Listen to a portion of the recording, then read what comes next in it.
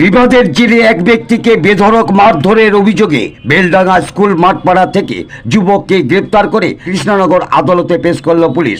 Police সূত্রে জানতে পারা যায়, ধৃত ওই যুবকের নাম রাজকুমার শর্মা, বাড়ি নবদ্বীপ থানার অন্তর্গত বেলডাঙ্গা স্কুল মাঠপাড়া এলাকায়।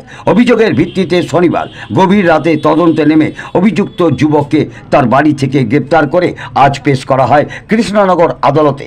সূত্রের খবর, শনিবার সন্ধ্যায় বেলডাঙ্গা স্কুল মাঠপাড়ার বাসিন্দা নারায়ণ দে নামক এক ব্যক্তি বাড়ি যাচ্ছিলেন। সেই সময় দুই অভিযুক্ত রাজকুমার ও রাসমোহন শর্মা তার কাছে বিড়ি চায়। অভিযোগ, বিড়ি না দিতে পারায় দুই অভিযুক্ত ওই ব্যক্তিকে রাস্তায় ফেলে বেধড়ক মারধর করে। এরপর চিকিৎসা করিয়ে ওই রাতেই নবদ্বীপ থানায় দুই অভিযুক্তের বিরুদ্ধে লিখিত অভিযোগ দায়ের করলে তদন্তে নেমে শনিবার গভীর রাতে রাজকুমার শর্মাকে গ্রেপ্তার করতে পারলেও অপর অভিযুক্ত পলাতক বলে জানতে পারা যায়। সেই চিত্রে উঠে এলো আমাদের ক্যামেরায় রবিবার দুপুরে।